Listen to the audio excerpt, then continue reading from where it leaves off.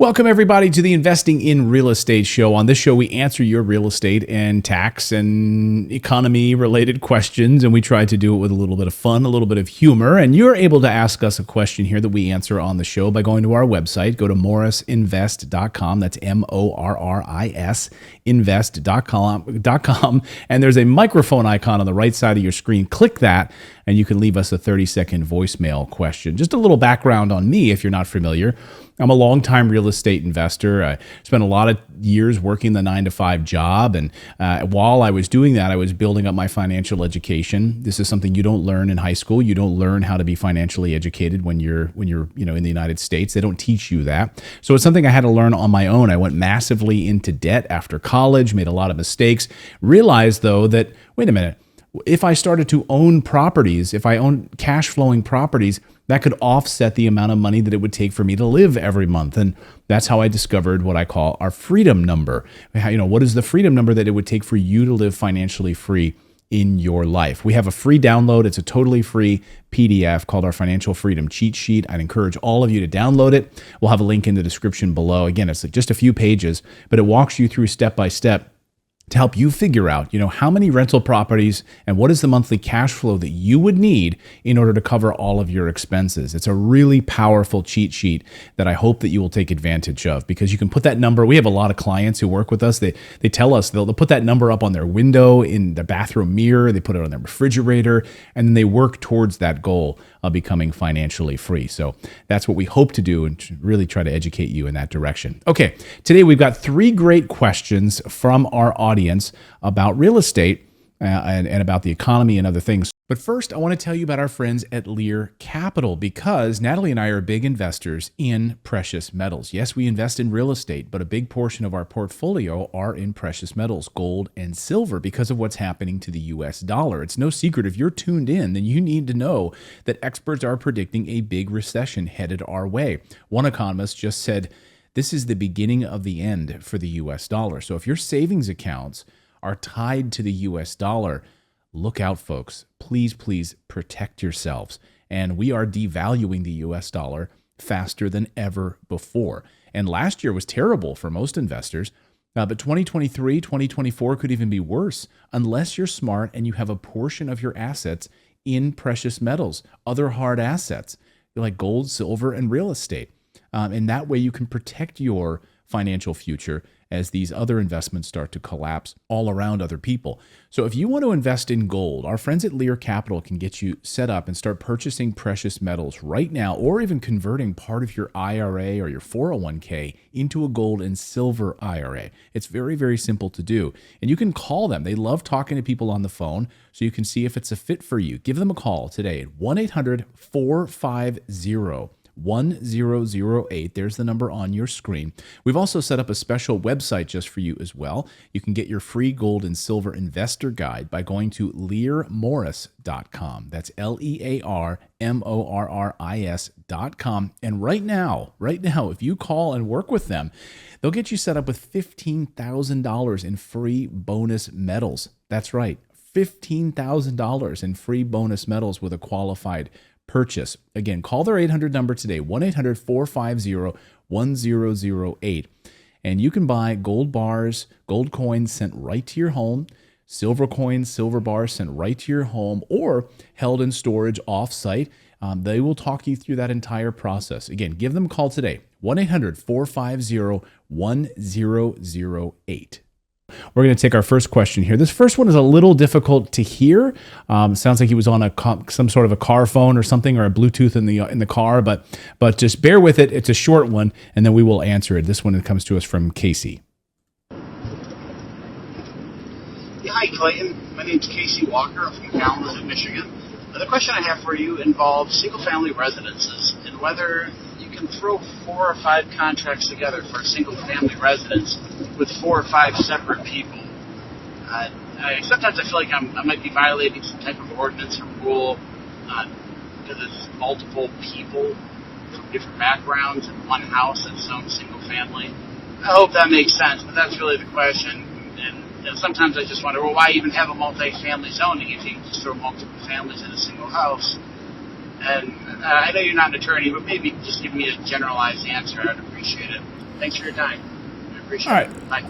Thanks, Casey. So I appreciate the question. So what Casey is asking is, if you have a single family home, if you're a landlord, you own a single family home, and he's specifically asking about Michigan, can you just take multiple leases and put multiple families into one single family? Maybe you put up a special door, you put a lock on one wall to keep other families out of the other property or whatever. So you're converting basically a single family home. Maybe a family lives in the basement and another family lives upstairs, and you're turning it into a multifamily. Now, I'm going to tell you this up front. Yes, I'm not a lawyer. And I will tell you this up front. Every state and every county and every city has different ordinances as it relates to multifamily zoning. So before you do anything like that, absolutely you want to go to your county and talk to them. Talk to the authorities on housing, your local housing authority, because you could be doing something illegal and you don't want to be doing that. You don't want to just be throwing families into a single family and taking leases from those individuals. You could be doing something illegal. But many counties, many different housing authorities will allow you to convert a single family into a multifamily, but you need to find out exactly what is required in order to do that. They will come out and do safety inspections. They will have to make sure that you've got separation of locks and protection for one family over the other. There's a lot of safety considerations that need to take place for that. So they will come out and check your property in a lot of different cities. I know in New Jersey that's something that they do. They'll come out and make sure you've got fire alarms, fire extinguishers in different levels of the property, especially if you've got a multifamily environment. So you need to check with your local authorities on this before you do anything like that. And then the other consideration, Casey, is, well, if you're doing this, and again, a lot of counties will allow you to convert them because we have a housing crisis in the United States. So yes, you will find that, yes, they'll let you do it, but you have to then make certain changes to the property legally in order to to do it properly. And then, of course, change your zoning provisions with the county as well. So now the house will be listed as a multifamily house. The other consideration is, what do you do if you sell the house? The resale of it. Because you might be converting the house, putting up drywall and doing other things like that, and the resale now is going to plummet because you've done something to the property that in a single family street of homes is not allowed or is not sought after. So you might, you've got a whole block or a couple of blocks of single family homes, and suddenly this one house now is a multifamily. It could really hurt your resale effort of the home down the line, unless you want to convert it back, remove the drywall and do those construction things again later. So, it's just a consideration. How much do you want to spend on this conversion? And please, again, I'm not a lawyer, but seek legal representation. Make sure you're going through the proper channels at the county level so you don't get fined or in trouble. Because think about it, when you go to get insurance on the property, this could really come back to bite you in the butt. If you're not doing this correctly, you're not doing this on the up and up, and you have insurance as a single family home, and then God forbid something happens in the home, let's say there's a fire or something else, and you go to claim insurance on it, and they find out that you had multiple families living in a single family, this could be considered insurance fraud on top of it. So please be very careful. Okay, Casey, just make sure you're following everything to the letter of the law. Okay. All right. Our next question. Hello there. My name is Robel. I live in Sweden. Big fan of your show. Watch every new episode on YouTube. And I'm from Sweden and was just wondering the possibilities of using your service, Morris Invest, to invest in real estate from Sweden. Thanks. Thank you, Robbo from Sweden. I appreciate it. Thank you so much for the question. And the answer is yes. The short answer is yes. We work with international investors. You can work with us at Morris Invest to buy U.S. real estate, buy our new construction properties. Now, it will require you, though, to take a few extra steps, okay? So what I would encourage you to do is give us a call, book a call with our team, We can let you know what those extra steps are, but they are going to require you to have to set up a U.S. bank account. And there's going to be a few extra hoops and hurdles you're going to need to go through. Of course, financing on the property is going to be difficult. Getting a U.S. financing through the banks that we work with on the property is going to be difficult. So you could work with us if it's a cash purchase, right? So if you don't have to rely on financing from the U.S. banks, and it's just a straight up cash purchase, then that's way easier than trying to get financing. So just want to prepare you for that. We do work with a lot of international investors that have a cash position. We've worked with a lot of Australian investors over the years that they own multiple really overpriced properties, and they were able to convert that to cash. They sold those properties and were able to use the cash to purchase new construction properties in Texas with our team and so forth. So yes, it can happen. Just know that there are a few extra hoops and hurdles. But Robbo, I would just consider go to our website, morrisinvest.com, click on the book a call button, and then just talk with our team about that. And we can find out what your specific situation is. Okay. All right, our next question. Hi, Clayton. This is Mary Myers from Pennsylvania. I would like to know if you own several properties, like say for instance 4 or 5. You have no equity, but my credit score is kind of low, and I do bring in $3,000 to $4,000 a month. Is there any other way that I can finance? Do I need to go into business rather than just personally financing it, like refinancing? I need to know. I appreciate it if you can answer my question. 4 of my properties are free and clear, and I'm the only one on the deeds and titles, but here not lately, I've run into some type of hard times from my papa passing from COVID in September of 2020. So I needed to know if you had any suggestions. Thanks a lot and have a blessed day. Bye. Well, first of all, I'm so sorry to hear about your father passing away during the pandemic. My father passed away during the same time, and I will never forgive these governments, especially in Pennsylvania. Pennsylvania was one of the worst for these lockdowns and these mandates. So I get really angry when I hear about people who quote unquote died from COVID in Pennsylvania. We're like, I have a lot of questions about that. Don't get me started. And yes, I will never forgive these people for what they did, keeping our family from going to the hospital and seeing our father during that time, and then him passing away by himself in a hospital. Never, ever, ever let that happen again. Make sure we know that these governments can never do that to us again, pushing people into these hospitals where they ended up getting sick. Awful. Anyway, makes me furious. So I am sorry to hear about that. But then I have a lot of questions on your housing question here, because you said at one point you don't have equity, and then you just said you have them free and clear. So which is it? Maybe I was unclear about what your position was, but if you own these houses, you have 4 houses free and clear.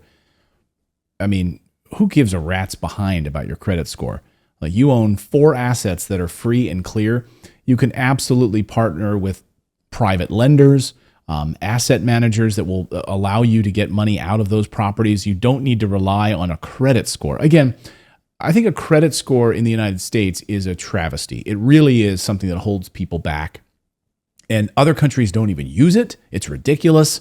And a lot of people tie their own personal self-worth to their credit score. Like, I'm only a 600. That's the type of person I am. Or I'm a 560. That's the type of person I am. So I must be, a loser.